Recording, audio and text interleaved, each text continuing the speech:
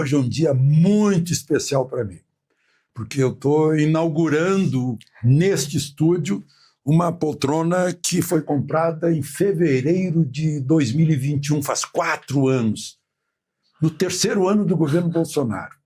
E eu sonhei em inaugurar essa poltrona e fazer a primeira entrevista com a primeira-dama, Michele Bolsonaro. E hoje ela realiza meu sonho. Senhora Michele, por favor, seja bem-vinda. Hoje eu realizo o sonho de sentar nesta poltrona. Muitíssimo obrigado. Obrigada. Esperei 4 anos por esse momento. 4 anos, gente. E olha, e a alegria supera a expectativa. Obrigada. Muito obrigado. E é confortável, tá? Muito bom. Agora, já vou começar perguntando uma coisa bem pesada, né, para as pessoas entenderem que vai ser uma boa conversa. Tá. Antes de ser primeira-dama, teve campanha eleitoral. Qual foi o seu maior susto, a coisa mais terrível que aconteceu na sua vida antes de o presidente Bolsonaro ser eleito? Em que momento, em que ocasião, onde estava, quando soube? Eu estava trabalhando, colocando janelas de Libras, acessibilidade nos vídeos dele de campanha. E recebi uma ligação de um funcionário falando que ele tinha sofrido apenas um corte, né? E que já estava tudo ok, já tinha ido para o hospital, já tinha levado os pontos. E depois o Flávio me liga falando que realmente tinha sido algo mais grave. Mas as pessoas que estavam ali no estúdio me blindaram do que realmente estava acontecendo. Depois os jornais começaram a noticiar que tinha tido perfuração de órgãos e que realmente ele corria risco de morte. Eu estava no Jardim Botânico, o senhor conhece muito bem o Rio, né? O trânsito ali também bem complicado, véspera de feriado, dia 6 de setembro. 6 de setembro. De 2018. As pessoas já estavam viajando, né? E muitos descem de carro. E eu fui correndo para casa. Eu me lembro que no caminho eu liguei para uma tia. Casa lá na Barra. Na Barra da Tijuca. No caminho eu lembro que liguei para uma tia aqui em Brasília, pedindo para ela, para a gente poder tirar uma passagem, para ela poder chegar logo cedo no outro dia, para eu estar com ele. Cheguei em casa assim, coisa de 10 minutos mesmo, nem pensei. Peguei uma jaqueta, uma blusa, uma calça, coloquei dentro da mochila e fui de carro para Minas Gerais. Quando Juiz de Fora está a 200 quilômetros do Rio, nem isso. Nós pegamos trânsito e nesse intervalo algumas pessoas tentavam ligar, alguns candidatos tentando se solidarizar com a situação. E a gente pegando também o alto, a gente não conseguia sinal, enfim, a gente às vezes parava para poder falar, porque vários se solidarizaram com a situação. E o seu interior, a sua emoção? E o meu interior, até então, eu não tinha a real noção da gravidade, tá? Porque como eu já fiquei sabendo que estava tudo ok, que ele já tinha levado os pontos, que para mim tinha sido algo superficial. Então, quando eu cheguei na Santa Casa, e aqui eu quero agradecer os médicos, os enfermeiros, todos que estiveram ali conosco, que realmente salvaram a vida do meu marido. Eu lembro que eu cheguei e vi assim, aquela multidão de jornalistas na frente, eu falei, poxa, aí as coisas foram ficando mais difíceis, já comecei a ficar trêmula, meu coração começou a bater mais forte. O Magno Malta estava numa antessala e falou, minha amiga, é muito grave, e agora você vai lá falar com ele. Eu abri a cortina e realmente ele estava irreconhecível. Ali foi um baque muito forte, porque ele realmente estava transfigurado. Ele tinha uma cor, perdeu muito sangue, né? Hemorragia interna, acho que quase 2 litros de sangue. E quando aí eles fecharam a cortina para eu ter aquele momento com ele, ele olhou para mim e falou, Mi, com muita dificuldade de conversar, falou, Mi, olha o que fizeram comigo. E a lágrima escorrendo, e eu peguei, passei a mão na cabeça, dei um beijo na testa dele. E ele falou, eu não tinha visto, né? Porque ele estava com manta térmica, enfim. Não podia mexer. E eu olhei para o teto do hospital e fiz uma oração.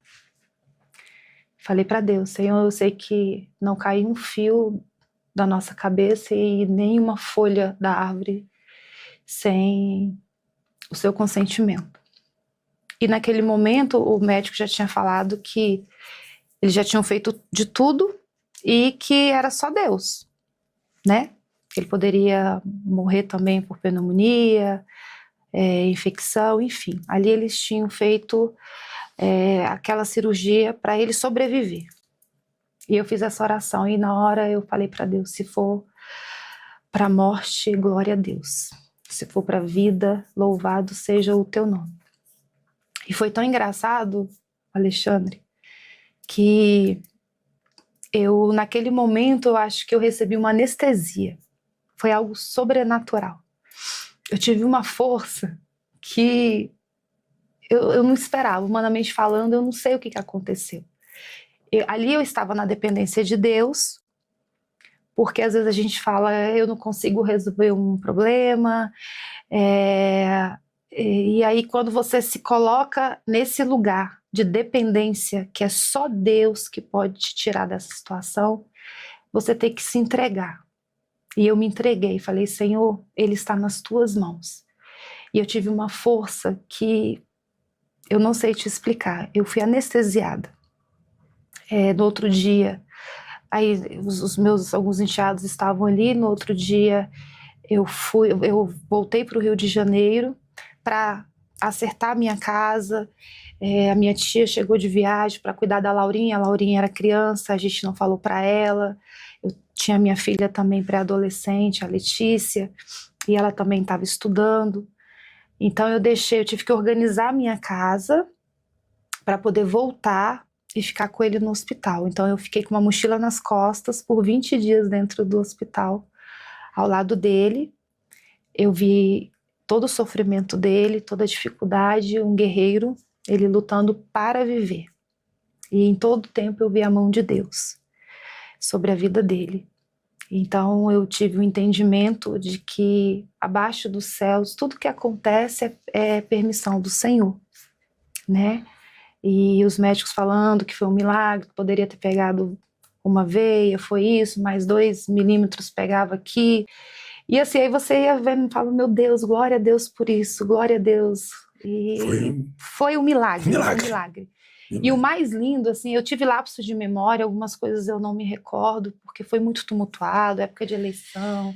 Algumas pessoas não respeitam esse momento, não respeitava ele estar numa UTI, a situação dele que era grave, então a gente ainda tinha que se indispor com essas pessoas também dentro do hospital. E ele manifestava alguma coisa assim, uma vontade de voltar para a campanha eleitoral?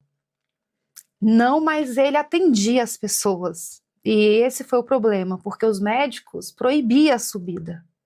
E ele queria ali, com muita dificuldade, na cama, ele queria fazer campanha para o candidato dele, o senhor conhece ele. Uhum.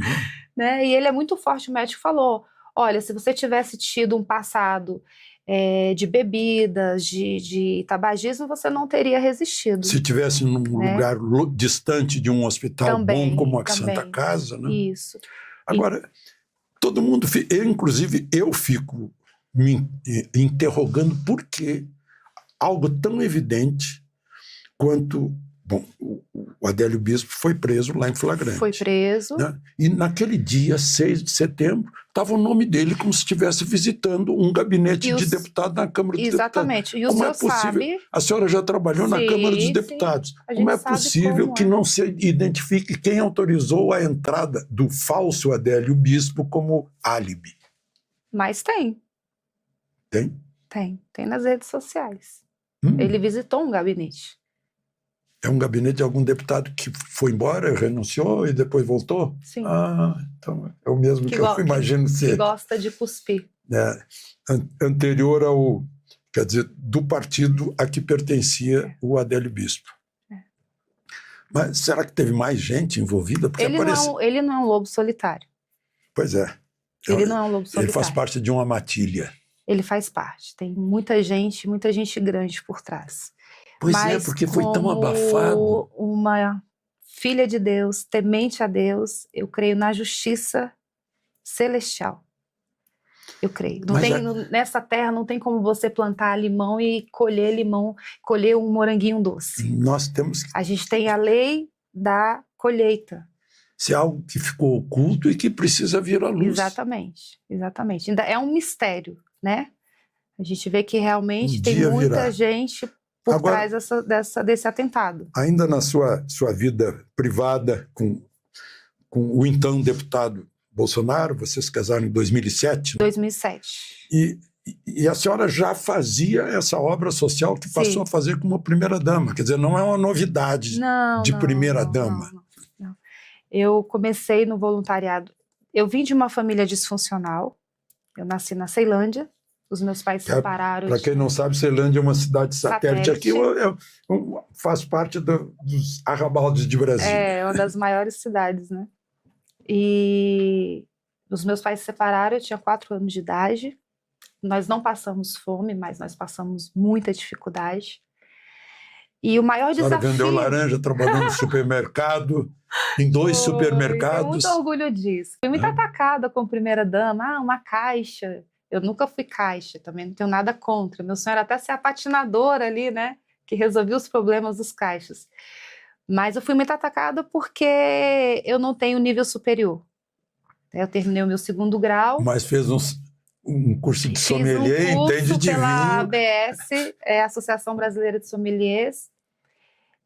Então eu nasci na cidade satélite.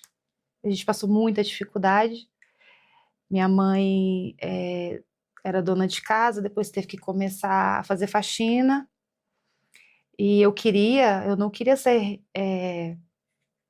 eu não queria dar continuidade, né? Ver que aquilo ia perpetuar, como eu via nos meus primos, as minhas tias, aquela vida. Eu queria trabalhar, eu queria ter as minhas coisas, né? E eu também não queria ceder ao tráfico, porque ali eu cresci e vi muitos amigos, claro, alguns conseguiram se formar, alguns são policiais, mas a grande maioria morreram por conta do tráfico. E não era só meninos, nós tínhamos meninas também. E eu não queria ter essa vida. Ou seja, a futura primeira-dama descobriu, já conhecia uma realidade triste desse país. Triste. Então, com 10 anos de idade, eu comecei a vender laranja no sinal da feira da Ceilândia, onde tinha a antiga Caixa Econômica Federal. Eu vendia laranja, recebi umas moedas, eu não ia tenho... ganhar um dinheirão hoje. Pois é. A laranja está tão cara. Eu não tinha noção, era mais para ajudar também um senhor que ele tinha mobilidade reduzida, ele ficava do outro lado do sinal vendendo capas de carro para bancos de carro. E eu prestava atenção, eu sempre fui uma menina muito esperta, muito ativa.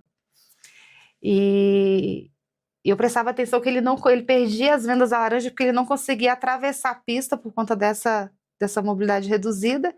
E para ele ganhava muito mais vendendo as capas de banco de carro. E eu fiz a proposta para ele, porque eu morava no comércio, eu ficava do portão da minha casa só analisando, porque eu queria ser aquela vendedora, né? Eu almejava ser a vendedora do sinal. E um dia eu fiz a proposta para ele. Então, assim, uma pessoa que só tinha canela, joelho e canela, era magra, transparente. E ele aceitou. E eu comecei a vender e acabei... Não, as laranjas, os pacotes. Eu saía correndo atrás dos carros quando abria o sinal e conseguia pegar, porque hoje você passa o Pix, né? Eu tinha que dar troco. E eu fui uma boa vendedora e eu fui promovida até para o outro lado para começar a cuidar das capas. Só que ele adoeceu e nunca mais voltou. Então não sei o que aconteceu com o senhor Paulo, mas tenho muita gratidão e lembro dele com muito carinho, um senhorzinho que vendia capas ali no sinal da Feira da Ceilândia. Então, com 14 anos de idade, eu queria ser babá, minha mãe não deixou ser babá no lago, e eu consegui vender panetones. A minha tia, ela era do ramo, também de supermercado, e uma empresa, eles compravam uma demanda muito grande, né, encomendavam uma demanda muito grande de panetones, e sobrava, colocava um preço muito alto, e no final sobrava, e eles tinham que acabar com aquela quantidade no depósito. E aí, certa vez o gerente perguntou, você conhece uma menina maluca, assim, doida, que possa ir para o Sinal e a gente acabar com esse estoque? Ela falou, sei, é a minha sobrinha. E eu lembro, Alexandre, que a gente foi para um Sinal, não sei se foi em Sobradinho, a gente montou uma pilha de panetones e ele comprou uma marmita pra gente e uma Fanta uva quente, era um purgante, né? Deixou pra gente ali e eu vendi todos os panetones, porque eu não perdia um sinal. Eu sei o que é sair correndo, fazendo a proposta e voltar pegando dinheiro. E ele falou assim, quando você tiver 18 anos eu vou te contratar. E com 18 anos ele me contratou e eu trabalhei nessa empresa. Bom, eu fico curioso em saber em que momento o seu marido, então deputado, lhe disse que estava com vontade de ser presidente. Ai, meu Deus! Nem eu acreditava nele. Porque eu sabia que ele seria uma voz solitária no Congresso, né? E foi durante muitos anos. Justamente por ele ter sido por muitos anos. Mas o Jair, eu não sei se o senhor é igual. Quando ele fala que está pensando em fazer alguma coisa, ele já fez. O senhor se identifica? Eu entendo. Vou perguntar para a Magda. Então, quando ele falava assim, jogava por alto, uma andorinha só não faz verão, as coisas não estão acontecendo, 28 anos no Congresso, as coisas têm que mudar. Eu falei, ele está armando alguma coisa. O Onyx Lorenzoni me disse que foi o primeiro a acreditar nele lá no Congresso. Deve ter sido. Deve ter sido. Algumas pessoas já falavam isso. Mas ele não chegava e não compartilhava comigo. Né? Porque tinha aquela coisa... Ele estava com medo de receber um corte. Sim. Não te mete nisso. Até porque nós já tínhamos sofrido muito, com todos os rótulos, né? De homofóbico, de racista. A nossa vida virou de cabeça para baixo. Você não acreditava no misógino, claro. Então, assim, e quando ele descobriu aquele material que ele que colocou o nome de kit gay... Então, assim, a nossa vida virou de cabeça para baixo. Era do Ministério da Educação. Ministério da Educação. E aquilo, ele já estava, inclusive, falando que ele ia se aposentar. E eu estava gostando. Eu falei, poxa, eu vou ter meu marido em casa, 29 anos de 28 anos, E eu estava gostando, porque ele estava com esse sentimento de que não estava dando certo. Só que ele passou um dia pelas comissões e viu um debate, que eu acho que era o ministro atual hoje da Economia, eu acho que ele era o ministro, né? E ele estava ali falando sobre um beijo lésbico.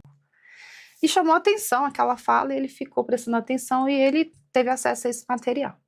Então, a partir daí, ele começou a defender as crianças, a não erotização, e a nossa vida virou de cabeça para baixo, e todo mundo perseguindo a gente, e foi um momento muito difícil. Então, eram os reacionários que queriam revelar coisas da vida privada, da vida íntima. Ele nunca levou nenhum problema para dentro de casa. Porque eu o eduquei de uma forma diferente. Dele respeitar a nossa casa como nosso lar. Dele entender que o nosso lar não era um escritório político. Então, muitas coisas ele não passava para mim, né? Eu cuidei do filho dele, mais novo, o Renan, ele foi morar com a gente, ele tinha por volta de 9 anos, eu já tinha a Letícia de 5 aninhos, a Laura só nasceu em 2010, então eu tinha que dar essa tranquilidade para o meu marido, de cuidar da casa, cuidar dos nossos filhos, para que ele pudesse ter a cabeça tranquila. Isso foi sempre, né? Como mulher de político. Sempre. Então, ele tinha essa paz para viajar todas as terças-feiras, eu deixava ele no aeroporto toda terça e buscava toda quinta, mas eu não queria saber de política, porque eu falava, não, eu não consigo, né, basta só você apanhar, ser perseguido. Mas lá pela Santa você já percebeu que ele já era candidato. E aí um dia ele chegou, estava no banheiro e falou, Mi, eu tô achando que eu vou me candidatar. Aí eu falei, você tá maluco, porque se você ganhar, você não vai conseguir governar. Ali realmente eu fui uma mulher de pouquíssima fé. Eu não acreditei no meu marido. Mas tinha uma visão Só que era a oposição. Só que ele já estava viajando e já estava sendo recebido com aqueles movimentos grandiosos nos aeroportos. Eu não estava vendo isso. Eu acho que os políticos, em geral, não viram isso porque também. Porque não tinha WhatsApp, na época a gente não tinha veículos de comunicação. E eram só jovens. Era só jovens que iam para os isso. aeroportos. Então ele já tinha tomado uma proporção, ali o movimento já tinha crescido e eu não estava sabendo que ele estava tão famoso nos aeroportos, nas chegadas nos estados. Mas eu aceitei, ele falou, Mi, se der tudo errado, na segunda-feira a gente vai estar na praia tomando o nosso sol. Eu vou me candidatar. O que é morar... Eu lembro que o presidente Figueiredo chamava o Palácio Alvorada de uma grande vitrine que ele ficava exposto, sim, lá. Lá, em média, 200 funcionários entre Palácio da Alvorada e Granja do Torto, né? Então, pro lado que você olhar, vai ter alguém te olhando. Como eu sou dona de casa, eu cozinho, então eu consegui colocar a parte superior da casa, porque eu tinha filhas pequenas na época, né? Eu queria que tivesse esse aconchego de casa. Então, a parte de baixo ali, trabalho ali, a gente mora dentro do trabalho, não tem como você separar, né? A parte de cima ficam os quartos, a cozinha. Então, eu tentava também criar essa atmosfera, esse clima de casa. É um pouco difícil, porque não tem isolamento acústico, porque é muita gente transitando, escala de funcionários, o tempo todo. Tem intimidade? Não tem privacidade? Não tem privacidade. A privacidade mesmo é só nessa parte dos quartos, né? Porque até na sala você escuta quem está falando embaixo, justamente porque não tem isolamento acústico. A senhora e o seu marido usaram os lençóis de presidentes anteriores? Usamos os lençóis por um bom tempo, acho que uns 6 meses.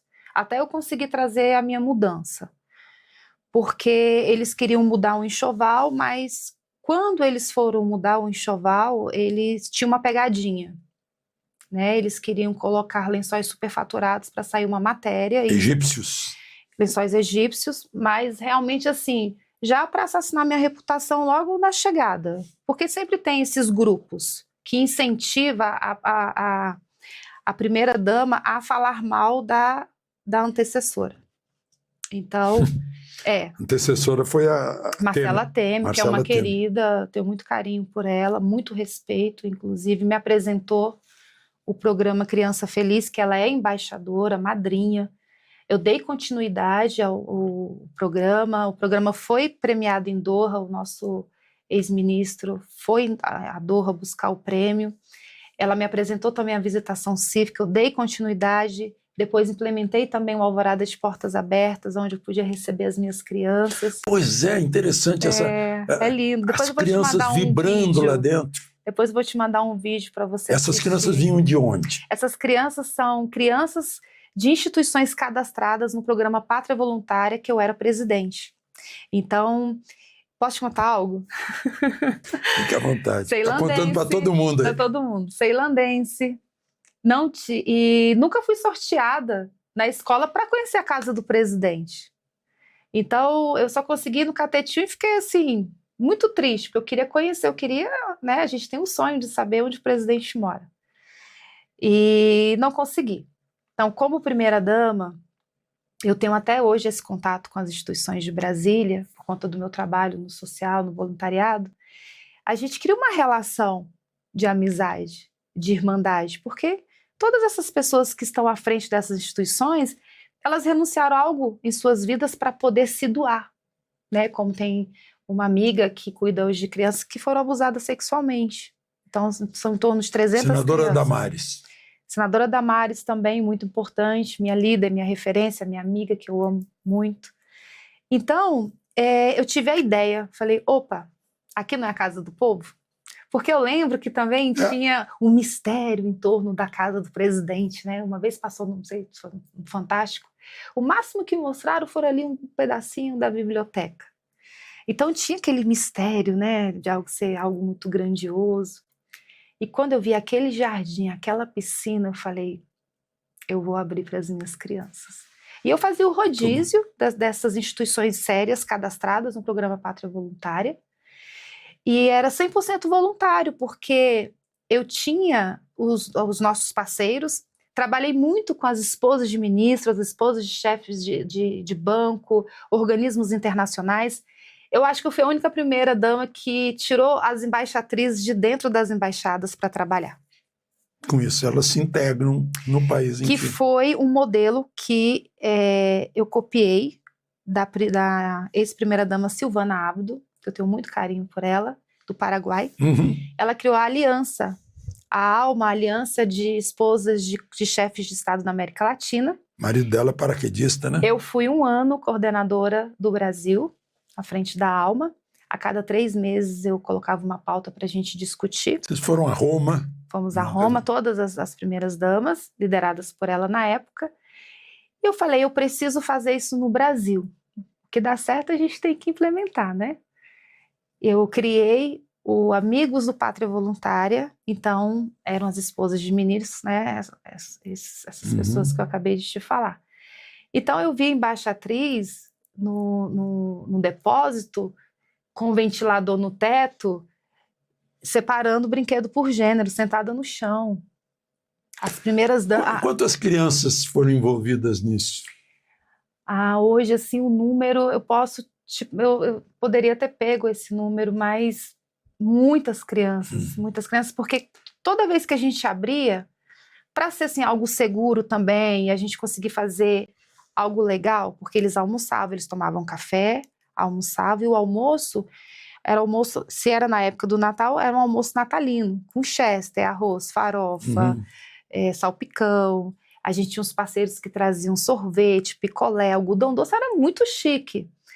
E os padrinhos eram os ministros, secretários executivos e amigos da sociedade civil. Quer dizer, não ia um tostão do dinheiro do pagador de imposto. Nenhum tostão. E outra coisa, tinha que dar o presente que a criança colocava na cartinha. E eu fazia a vistoria. Tinha que ler as cartinhas. Uma vez uma criança pediu uma bicicleta, chegou um patinete. Eu saí correndo para comprar uma bicicleta de última hora. Então, a gente tinha que dar o presente que a criança pedia. Então, em torno de 60, 70 crianças por evento, cada vez.